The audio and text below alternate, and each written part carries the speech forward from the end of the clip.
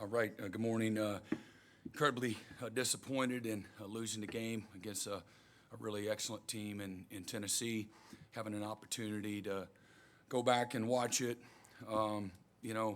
parts of the game that were really good. Defensive performance for the most part, and the kicking game. I thought we outplayed them in the kicking game and won the hitting yardage, 50 about 49, 50 yards. And then nothing impacts a game more than turnovers. Since a year ago, 23, the beginning of that season, we're 11-0 when we win the turnover margin, and 2-3 in those games in which we didn't win it. And we were outscored 10-0 in the turnover or points off a turnover. So, we had initially we had started out. In the first quarter, we were moving the ball, certainly not explosively, but moving it. And I had an opportunity there on 4th and 2. Had a guy that was open, and they did a nice job of popping the ball out. And then we come back, and we have some opportunities there. We had a nice drive after the interception, in plus territory. And we have an opportunity the very next drive we move the ball down the field, a 10-play drive, and we had to settle for a field goal there on 4th and 1, and make it knotted up at 3-3. The turnovers and where they were at were really a real issue, obviously, and sometimes you can overcome those, and then when you get the ball either in plus territory or right there at midfield, and you can't capitalize, and not only you not capitalize, but you turn the ball right back over. Again, that's a recipe to lose. But all that being said, I think the fight of the guys, the way the defense was playing, and the way Luke was punting the ball, our coverage units were covering as well. And again, a little bit of the return game, we were able to control the field position pretty well despite losing that battle. Decided to make a change at the end of the half.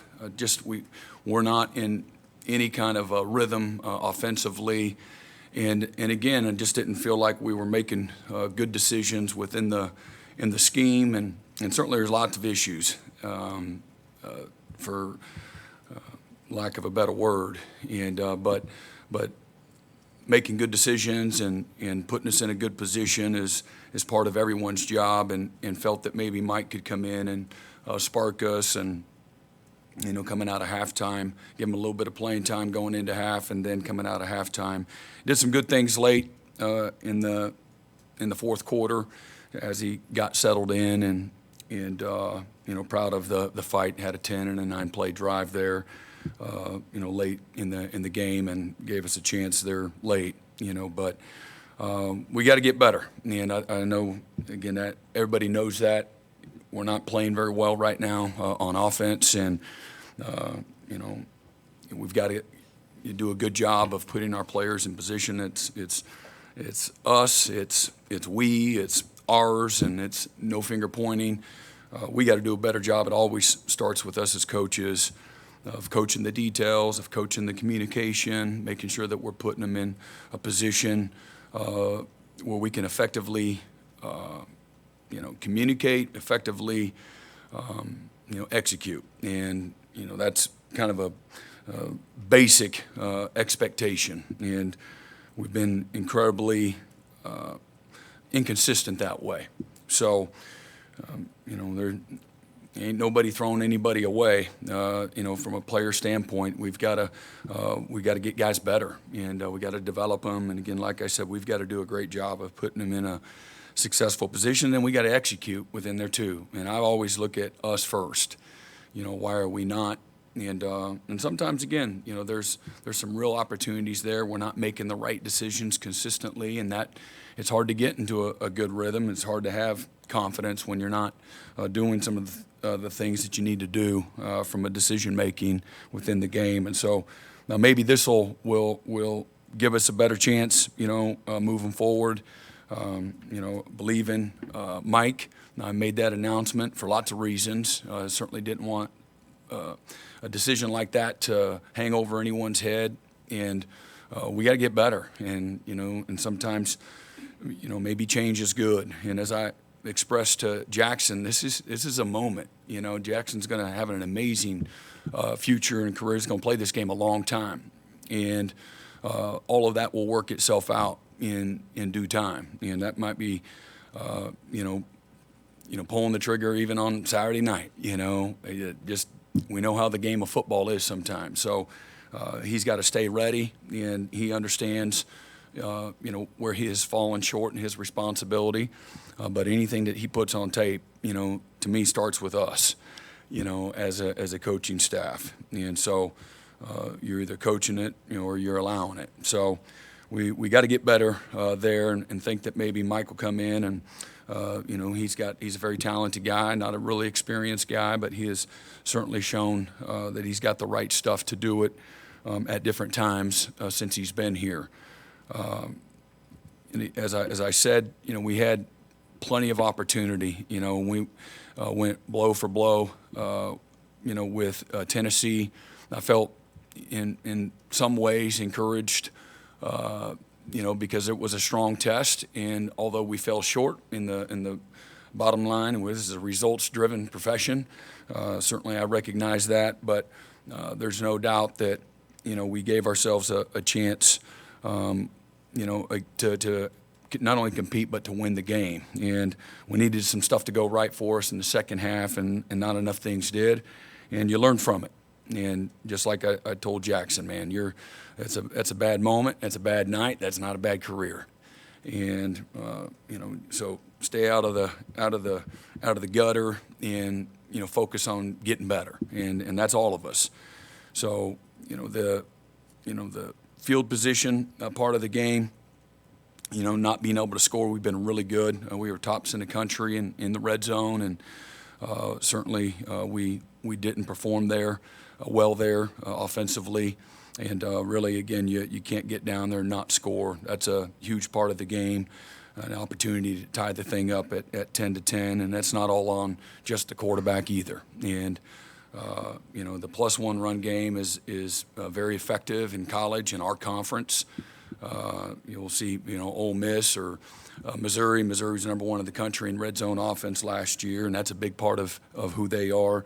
Certainly, Ole Miss, one of the best offenses in all of college football, executing at a really high level, doing the same thing. What we got to do is target the right people, stay on blocks, not let people that shouldn't make plays or pop the ball out be a part of, causing the turnover. And so we got to be better, and no confusion, just getting whooped or not doing the things fundamentally that we need to do to go execute the basics at a consistent level. And as I tell everybody, defensively, I don't draw up any scheme defensively where I expect somebody to have to whoop somebody, whoop a blocker and make the play. If that happens, fantastic. Do we teach you how to do that? Yes, we do. But I expect if there's one blocker, there's two gaps. There's a gap outside of the blocker, there's a gap inside of the blocker. Our job as a staff is to have two defenders ready to defend that play. If that's a perimeter screen, if that's an isolation play, if that's a counter play, if that's a quarterback draw, that's our responsibility. And the flip side, on the offensive side, it's the same thing. Having hats for hats, the first play of the game, we got a bad snap. Javonte thinks the ball goes over his head. It's a bad snap.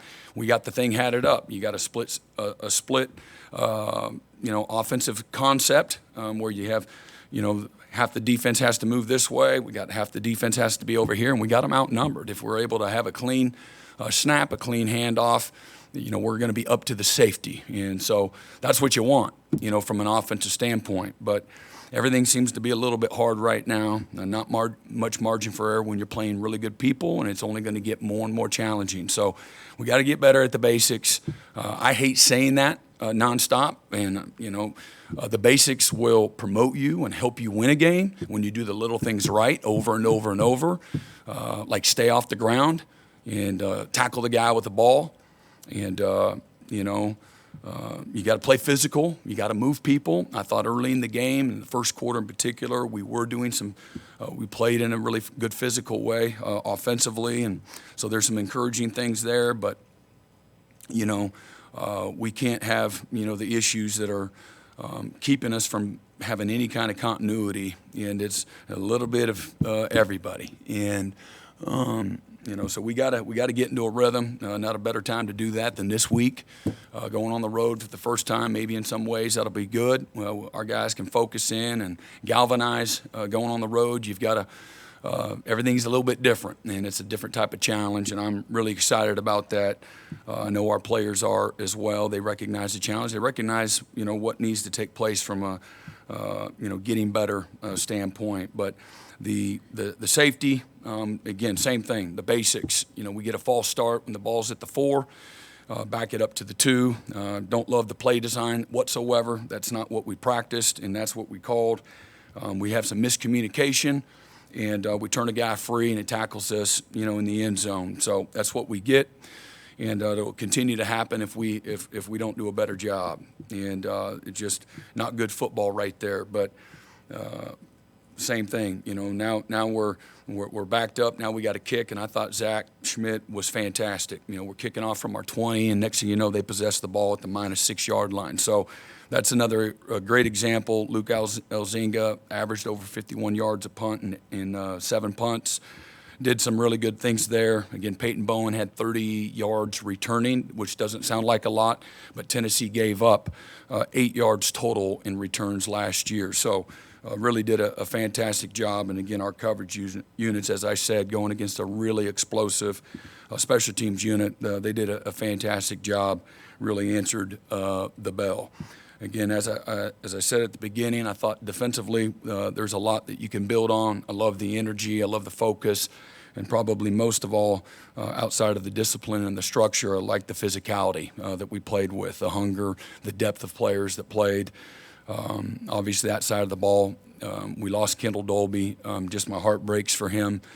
He'll be fine. He'll recover, and he'll continue to have an opportunity to play this game a long time. But he's a guy that I've been bragging on for several months for obvious reasons, and just hate that. That is a part of the game. You hate that for him.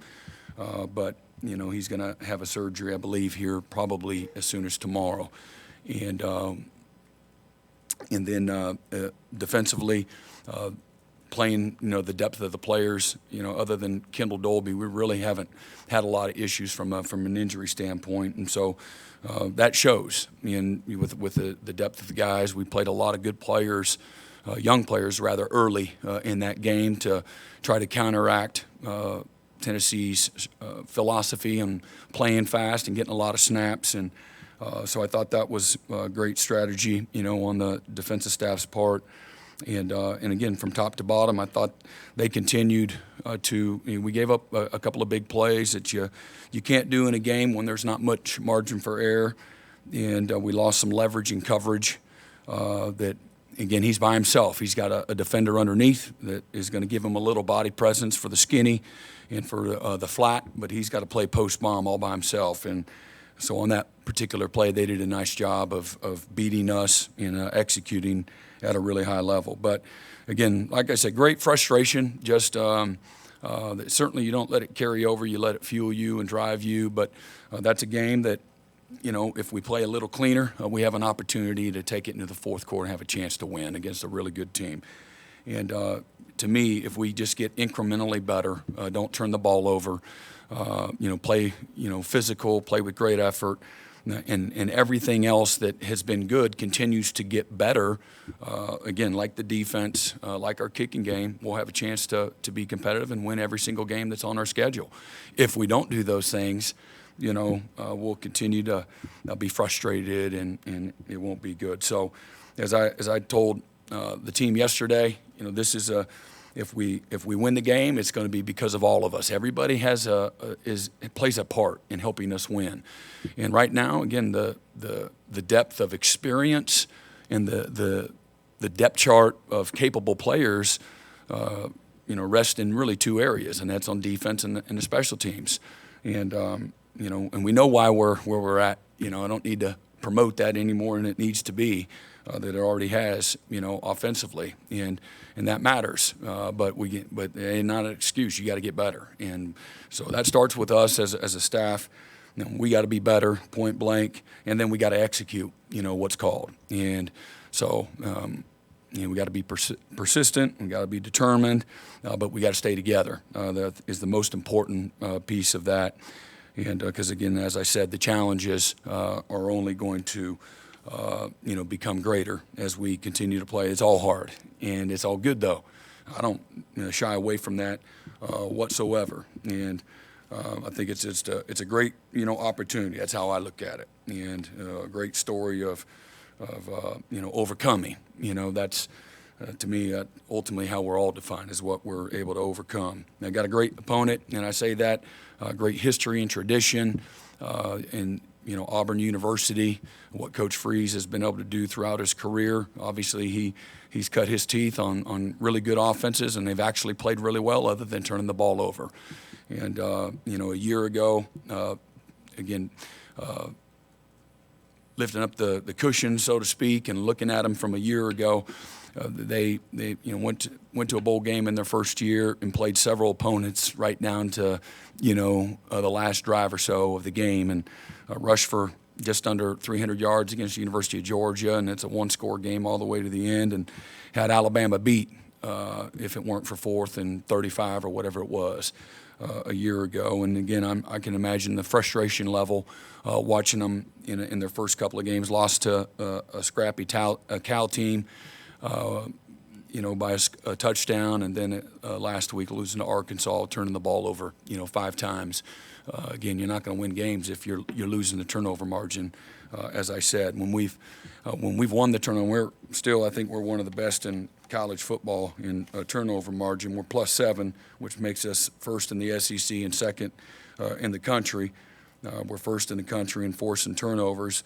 You're going to have a chance to win. When you can force turnovers and you can take care of the ball, and then you can play complementary football and you give them a layup, you got to score, whether that's a touchdown or certainly a field goal. The last thing you can do in those situations is turn the ball over. You have no chance to win when you're doing that. We've been pretty good this year, and that was a bad moment. And as I said, I think we're 16-2 since I've been here. In games where we won, or 16-3 now, where we've won the margin over the last 3 years. So, got a great challenge. The team's got great headspace. They recognize where we're at, and hopefully a little more continuity with guys up front is going to be a beneficial thing. It usually is. The more time guys spend together, on the offensive line, and again. We did move Jacoby Johnson over, and Jacoby is a natural receiver. He played a lot more receiver growing up than he did defensive back. He's a fantastic DB. He's really coming on, and has been an excellent special teams player for us. Plays with great effort, super physical, incredibly talented, and and certainly this wasn't a decision that we took lightly. Wanted to find out what he thought of it first and foremost. He wants to help the team, and will there be an impact this week? I don't know. I mean, that's kind of a reach. Wasn't the mindset. The mindset was, how could we get better this season? Got a long season ahead of us. We got 8 more regular season games in front of us, and so you're playing both the short term and the long term with that type of decision. I say long term, I'm talking about this season, and we don't want to give him up. And he's a fantastic corner, and has a chance again to play this game a long time at that position. But he's a natural, and he looked like a natural in some ways yesterday, and he's a smart guy, and he cares a lot, and those are always good ingredients to have success. All right. Take some questions. Please limit yourself to one per person. Eric Bailey. Brent, you talked about making sure there's no finger pointing. I wanted to ask you got such a mature defense on the field. Off the field, how much do you count on the maturity when it comes to playing complementary football? I know that they're carrying a lot of their weight. How much do you make sure there's no fractures and everything, it stays complementary, and you make sure that everything stays mature in the locker room? Yeah, you got to work at it every single day, just like you do your own family. You have relationships, and you nurture them, and you work through problems, and no matter what, sometimes you don't like each other, but you always love each other. And it starts with that. I know maybe that's not, what people may or may not want to hear, but that's how you do it. You mesh people together, man. That's one of the funnest parts of coaching is when you nurture the brotherhood, the mutual respect, the mutual appreciation, the mutual love, and where you're pulling for each other, you're helping each other. You got each other's back, no matter what, good or bad. You always got there. It's like a non-negotiable. And I know I'm not naive. If you don't work it, if everybody doesn't play a part in, reinforcing that and being about it, not just talking about it, but we have to be about it. What you do speaks, louder than what you necessarily say. And so that part of it takes all of us, to create an environment that nurtures that. It's team. Team first. Everything should be team first. And getting our guys to buy into that hasn't been hard. And we've worked really hard in the moments of stress and the moments of consternation, if you will. That's when we've really worked hard at, hey, they need the help now, right now, this moment. So go do it. This is what it looks like. And so you work hard at that. And, not to allow, the fractures and not to allow the finger pointing. Because everybody on the outside will say, they'll say, that's just how it is. They'll say, we were successful in the defense, or, the kicker stinks, the kicker stinks because he's got pressure because somebody didn't block somebody in the A gap. You know what I mean?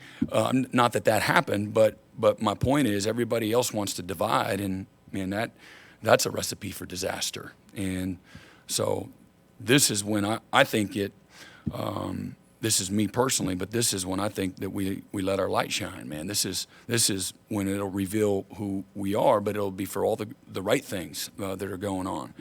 And so there's a selflessness that's involved, and there's a respect for, that's above any of us, a responsibility that we all have, because that's what has made Oklahoma great for a long time, in my opinion. Mm-hmm. Yeah, Brent, you talked Saturday about evaluating things at the quarterback spot. What was it that you learned maybe over those 36 hours or whatever it was to making the decision, and how important was the timing element of it to have Michael ready, have talked to Jackson about it? Yeah, and like I said, within the game, the decision making was different at times. It was just, and what happened was we led to 3 turnovers, and where, again, things that can't happen, whether it's field position where it absolutely can't happen, or maybe where things weren't forced, and that's.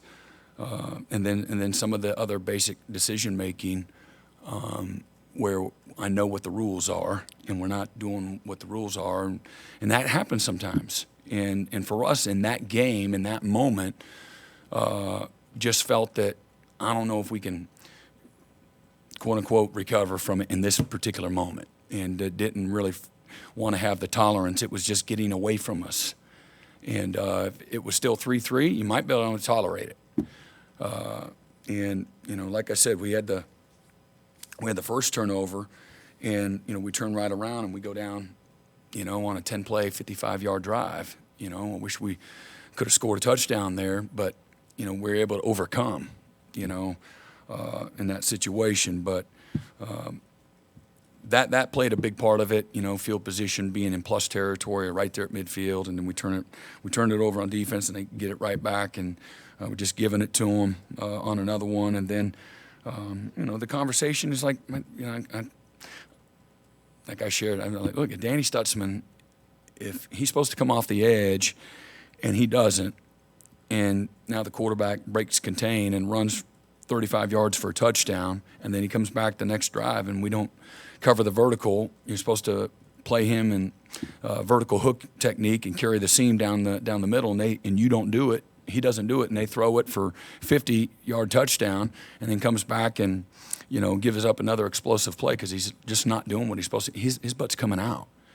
And to me, it shouldn't. Again, there's a lot of other moving parts. Danny not executing would be on him. Just, hey, he didn't go run the blitz, or he's not in the A gap when he's supposed to. Sometimes at quarterback, there's a lot of other moving parts that affect you too. And so I get that, try to weigh it all together. But he understood. He had a great mindset. No surprise. He's a tough guy. He takes responsibility. No, didn't make excuses.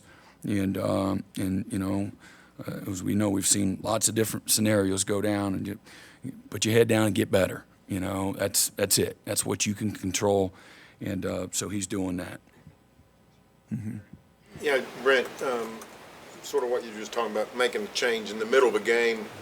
Now you've made one in the middle of the week in terms of the starting quarterback, but in the middle of a game, what are some of the non-specific issues with the quarterback that you have to factor in terms of making that decision? Yeah. Receivers running routes. And again, we on one of the RPO, where the receiver didn't run the right route up the field, the vertical part of the route that is the part of the RPO. So he's blocking instead of running the route. Well, we look out there and there ain't nobody to throw it to, so he pumps and the guy doesn't run the route. And so that happened. But we're supposed to, again, just hand the ball off on that exact look. And, for me, like I said, you try to, don't give them too many options. How about that? If you're supposed to blitz outside contain, you stay outside of everybody. If they put two tight ends over there, stay outside. If they got just a two-man surface, stay outside. You're outside. Not, well, if they do this and you can come under, but you got to get back outside. You don't do that. You don't give them too much autonomy. And especially young players that sometimes they'll swim a little more, their heads swim a little more than maybe a veteran player that you can give a little more autonomy in the right moment. So, but yeah, it's protection. It's, running the right routes with the right depth. It's getting open. That's a thing too. Maybe it's not, nobody's open. So a lot goes into it. And, like we talked about a week ago in the Tulane game, the running back's supposed to block that B-gap backer. Well, the running back took off running over there. And guess where the B-gap backer went? Right into the quarterback's face. And he broke the tackle. Now he's under pressure. And, next thing you know, it's a pick six. So that's the stuff. And I know so you're just writing a story. But and there's countless things like that can happen, as we all know. Brent, you're going on the road for the first time in the SEC to a place that is really tough to play, and you're going to start a true freshman at quarterback. How can you help to make it? It's not going to be easy on him, but maybe easier. Are there things that you can do to help him out that way? Yeah, of course he hasn't been there, right?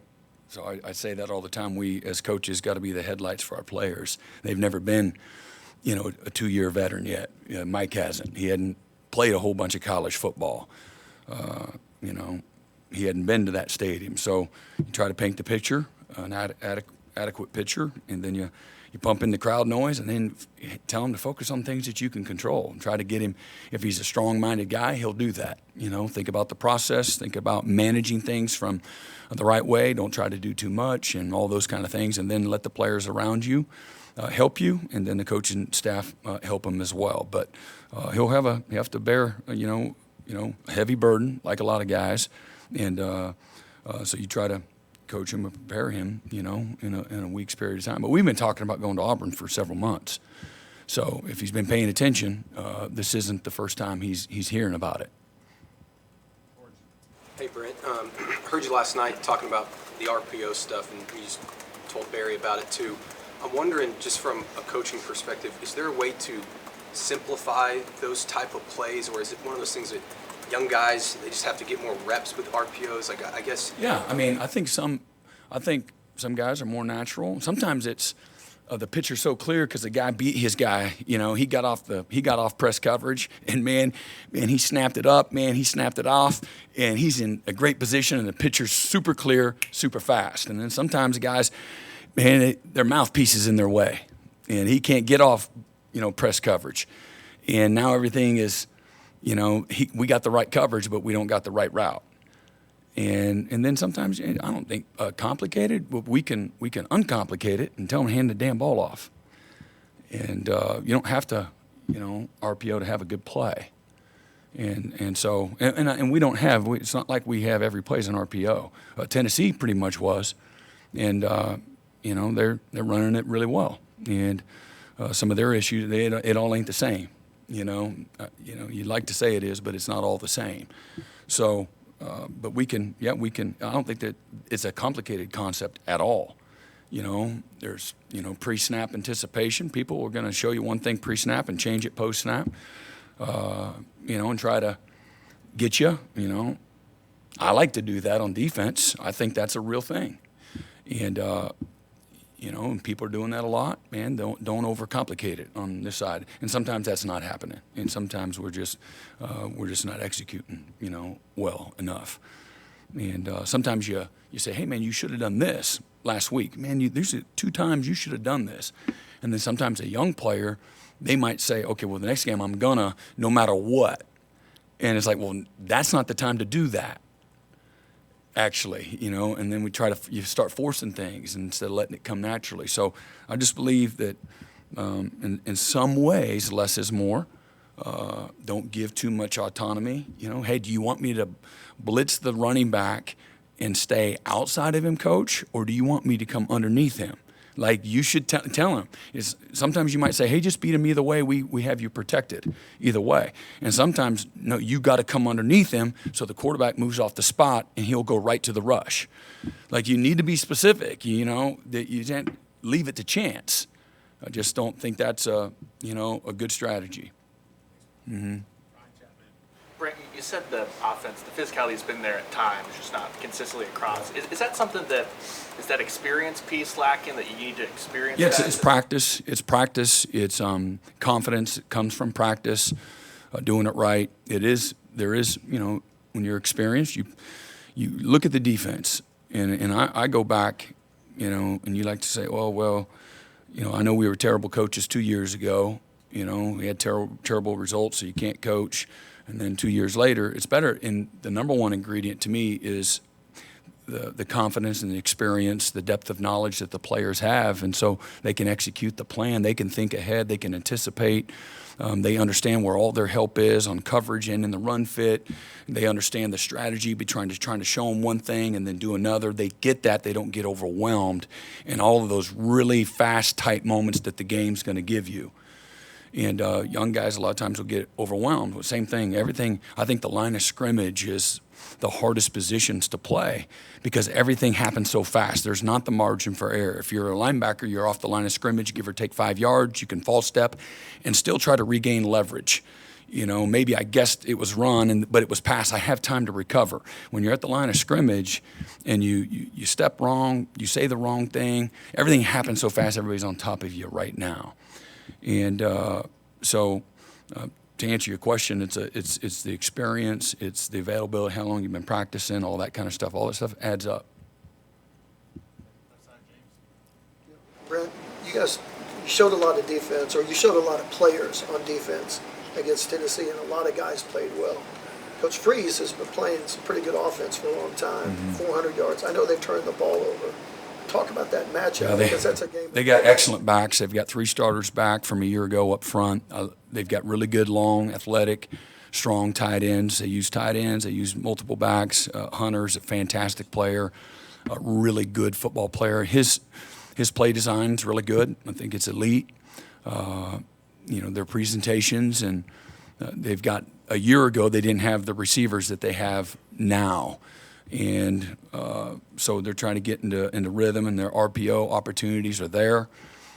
They've hit several explosive plays that way. They have moved the ball. They've just, I bet you they're saying they can't get out of their own way sometimes, And again, nothing impacts a game like turnovers. And everybody wants somebody else to blame. Well, again, we got to take care of the ball. We got to make better decisions. All the things I just talked about, about what affected us the other night, and what we can and can't do. But but they've got really good players. And then on defense, they're very similar to what we saw at Tennessee. They're big, they're strong, they got a great front. They've got guys in the back end that can cover. They're multiple. They're more multiple than what Tennessee was. They're very multiple. They're going to get in four-man front structure, and then some 3-4 out of the same personnel, and aggressive. DJ Durkin does a great job. He did a great job at A&M, at Ole Miss, and the other stops. I think he's at Florida as well, and what have you. So good coach. They've done a good job. They've recruited well. They got big, strong, powerful guys, and then they're top 10 in the country in kicking game. They're really good. Punter, kicker, their coverage teams, their return guys are super, very similar. Maybe a little more depth to what they do, a little more consistency to even what we saw out of Tennessee this last week in the kicking game. Brent, I understand Devon Mitchell should be a high school senior, but just sort of wondering, where's his development, his growth at this point, and just how's the tight end spot look through the first third of the season? Well, Devon's doing really good. He's had a great first month of the season. When Devon got here, Devon will be the first to tell you it took him a little while to transition. And just a young kid. I've got kids we raised, I've been in a locker room for a long time, and so kind of know what this looks like. But having great focus wasn't something that he had in the spring when he first got here. And just timeliness, showing up with the right clothes on, being on time, turning in assignments, just all the stuff that a lot of young kids do when they go to college. Nothing malicious. Great young man, but he couldn't get out of his own way, and he's decided to lock in and focus here since school started. And he's been down on the scout team with us, and everything has been completely and totally different. I'm not surprised. A lot of young guys come in and they just they struggle with the structure. They struggle with having to be at a million places right on time, and whether it's, again, study hall or class or meals or weight workouts, turning your assignments in on time, just making good decisions. You got 1,000 of them to make the day, and every single one of them have consequences. And so, like I said, he was just on a lot of lists for a lot of little stuff, but with a lot of help and support, both from home and then him taking a good hard look at himself. And he's done a really nice job, an excellent job. He's been a scout team player of the week, and so he may have an opportunity to be a part of what's going on, but for him, he'd be the first one to tell you, he's a non-factor all fall camp. He's a non-factor all summer. He's an all non-factor in spring ball. He's a non-factor in winter conditioning, only because of all the things I'm talking about. It kind of kept him away from, he had no stamina, but like I said, he's flipped the switch. He's been getting after it, and he's been accountable, and he's been a scout team player of the week, and just been a dude, the dude that we know that he can be, and hopefully will continue to be. Brent, you mentioned Jacoby making that move from DB to wide receiver. You also had DJ Graham make that same move a couple of years ago. What did you learn in that situation? Well, again, DJ came to us and asked to do it, and we said we need him at corner. You're actually starting a game last week at corner, and we don't have anybody else, and so they're not the same. Did you maybe learn in terms of? I didn't learn anything because I don't. DJ's a phenomenal athlete, and had he stayed just at one position his whole career, that might have probably helped him. But he's a fantastic athlete. Situations aren't really the same. I didn't have a whole lot of evaluation going on when that happened. Jacoby, he's incredibly eager to do it. Very natural. In his skill set, he learns well. He'll put the time in, the extra time that's required. He won't get disappointed if it doesn't happen yesterday. He's just being the consummate team guy, knowing that, he still has a home on our side of the ball, at any point in time this year. And we felt, just look at the roster. Okay, where do we definitively need some help? And again, we've lost a bunch of guys. Andrell hasn't ever come back, amongst others. And so we know the issues that we have there. And, he's 6'2", he's 210 pounds. He runs every bit of 4.4, if not faster. And he's been playing that way. Sometimes guys are really skilled, but because of maybe they haven't played as much, or maybe they're young, they just got here, you don't see that explosiveness or the assuredness, that top end speed. But Jacoby, again, a year ago, was our, one of our players of the year on special teams, and had our most special team snaps of anybody on our team last year. Played with incredible effort, and he's doing the same thing this year, and playing, in meaningful opportunities as a corner as well. And so he's a different level of maturity to help him transition. And we got to find ways to, make it simple. He's a physical guy. He'll block. He knows how to use his hands. We've just been okay, with our perimeter, blocking. It's just, and again, you get that, sometimes when you, because the game happens really fast. And I know how we train and we practice how to attack block destruction on the perimeter. You just look at was that the first play of the Tennessee game? They tried to throw it out here over on this sideline. Tennessee's offense against our defense. Y'all there? I know I was. I've seen like 7,000 plays here in the last, but I think that happened in the first play.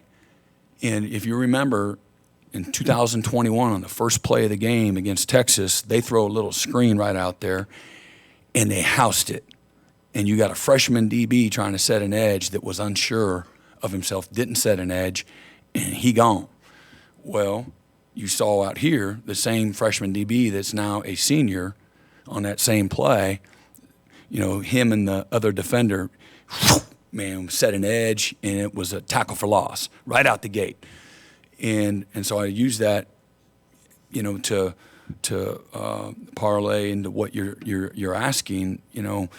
Jacoby's aggressive, and he's physical, and he knows what an offense is trying to do, just say on a perimeter screen, and what kind of leverage he needs to maintain. He's just using all of his defensive acumen. We study offenses more than we study defense. We talk offense more than we study defense in the defensive room. What they're thinking, what the weakness of the defense is, the way we should anticipate them attack us this way, and if we take that away, it's a wrap. So he'll have that mindset. We call the routes what they call it. We call them that. So he's going to be able to have this communication and conversation with the coach that should help, expedite his transition. And that's everything. If you can say it, you can play it. If you can't, you're like, okay, now what'd you say? And you go into your notes and, yesterday, what'd you say, coach? Or no, or you actually remember it. It's like, yeah, that makes sense. I can talk to you like this. I don't need to refer to my notes. I know that, 3rd and 3, they're doing this, and we're doing that. And this is how we're going to stop it. So I think he'll be able to bring some of that more so than maybe some of the other guys that are there right now as they learn and grow and get better. And just another body that can, he's an explosive guy that, like I said, has tremendous ball skills, and he's got great competitive toughness to him as well. Mm-hmm. All right, anybody got anything else?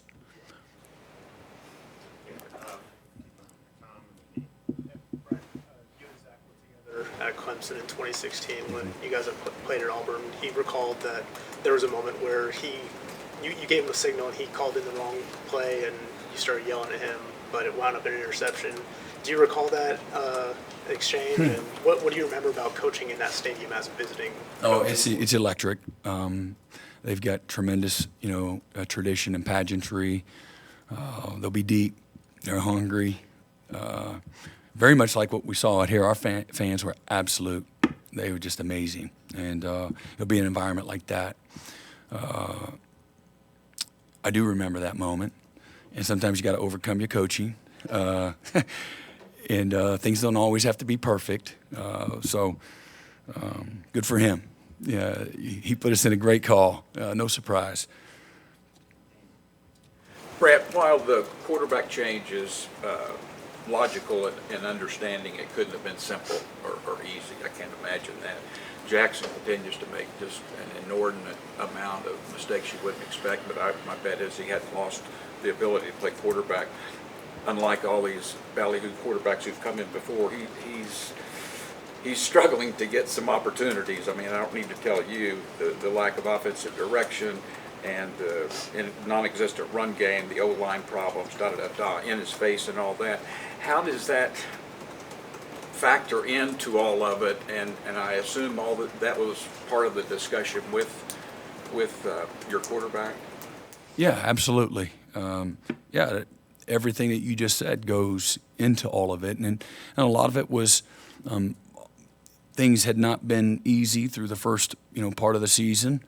And again, for not just because of him, he did plenty of really good things too. And so you evaluate a body of work, and there's every position you evaluate some ways the same and some not the same. And as you alluded to and I spoke about earlier, and certainly it wasn't easy, but within the game, and now it's 19-3 because of a lack of consistency, continuity, decision making, not just on his part, but he is a part. And then again, where those turnovers happen, and you get these small windows of opportunity, you get the ball at midfield or plus territory, man. You gotta taste blood, man. You gotta step on the throat, and you gotta make people pay for that. And those opportunities just don't keep happening. And so just weighed it all together and said, we need something different. And right now, and felt that maybe that could be, the answer. And so that's what happened there. Brent, can you, without giving any state secrets to Auburn or anything like that, can you describe the offensive game planning process during the week, how you lead up to the game, who's doing what, how much collaboration there is between position coaches and co-coordinators, and then what you like about that process and maybe what you want to see tweaked about that process?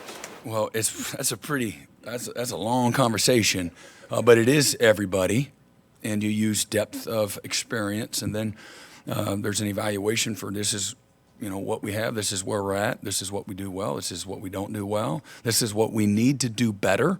If one guy does this better, if we get a better snap, if we have, we eliminate some of the communication. Let's just, again, if we're all wrong, we're all right. And so all of that goes into it. And then again, there's a philosophy on, running the ball, pushing the ball down the field, attacking the ball downhill in the run game. And we got to create explosive plays. And so how do you do that? You got to have some balance in your offense, your ability to be efficient running the ball, to create, some potential explosive plays. Who can beat one-on-one coverage? If they're playing us like this week and we've got a good matchup, a friendly matchup, then let's go take, advantage of it. And so sometimes you have that and sometimes you don't. So you evaluate personnel, you evaluate scheme, you evaluate how it relates to your opponent, what they're good at, what they're not good at, what we can't allow to happen in this game plan. And again, strategy 101 is to, take away what they do best, and, attack it. And so always easier said than done, I know, but that's got to be, a thoughtful process. And, so it is like I said, it's a collaboration. You work through it. Here's where we start on Monday, and then here's the different areas that we're working and emphasizing on Tuesday and Wednesday, and then on Thursday, so forth and so on. So really, all the way up to game time, you're still dotting the I's and crossing the T's. I think if you're doing your due diligence, as a coach, and so there's no way that could have satisfied what you were asking for, but in a 2.5-minute answer, that's that. I would, because I know there was somebody brought it to my attention. There was a story that was written. Just not that it really matters, but at the same time, at the end of the year, I had a a meeting after a few weeks at the end of the season where Dylan Gabriel came to visit with me. He wanted to have a meeting and let me know that he wasn't going to play in a bowl game. And so I had already had cotton wind, and he knew some other guys were opting out on the offensive line and things like that. And you know, I did not know that at that time that he wasn't going to go to the NFL. When we had a great conversation with him, disappointed that he wasn't going to go play in the bowl game, and with the circumstances of the Coach Levy leaving, and thought he wanted to get closer to home, to Hawaii, and so I was like, I didn't know I had to fight this fight. You know, I didn't realize that you were even considering coming back. And he says, yeah, but I just really want to, you know, get closer to home. So that's, again, you know, we hugged and shook hands, and, you know, he was a little emotional, and I was, but it was all really good and positive. You make a guy stay. You guys trying to, you know, find the next thing, you know, the next chapter for him. I'm sure there was probably some disappointment that, you know, that he wasn't more highly thought of in the NFL. Had an amazing year, and is a fantastic quarterback. And but with nobody running nobody off or things like that, you know. So I've always, you know, the veterans are good. You know, I think I've always said that the experienced player can do a little more than sometimes the young guys. But that's neither here nor there. But I did want to make sure you cleared that up. Coach, you just talked about an experienced player at the quarterback position. How important is Casey Thompson right now in terms of stabilizing your quarterback room and as a mentor, helping this young guy get ready to play? Yeah, he's been fantastic. He's been there, done that. He started, you know, a gazillion games, played a lot of ball, been in a lot of meeting rooms, seen a lot of that kind of stuff happen. And so he's got tremendous wisdom. He's mature beyond his years. He's going to be a coach. He'll be a fantastic coach. He's kind of a coach now. And but he's been wonderful. He's very intentional constantly about using the gifts that he has to make people around him better. And I love that. He's just very ambitious, and he's a giver. And those guys would probably testify to that, you know, that he's a solution-based kind of guy, but he's a great supporter of his teammates, you know. Maybe we're at Skelly, and he's standing right next to me, and we watch a throw, and the throw, I'm like, man, you should have done it. And he was like, well, he was kind of thinking, you know, he's defending him, you know, or maybe afterwards he's like, man, you be all right, man. Next rack, next play, you know, something like that. So just very thoughtful, and you can't have enough guys like that. And so we have a great appreciation for Casey. All right, you got it.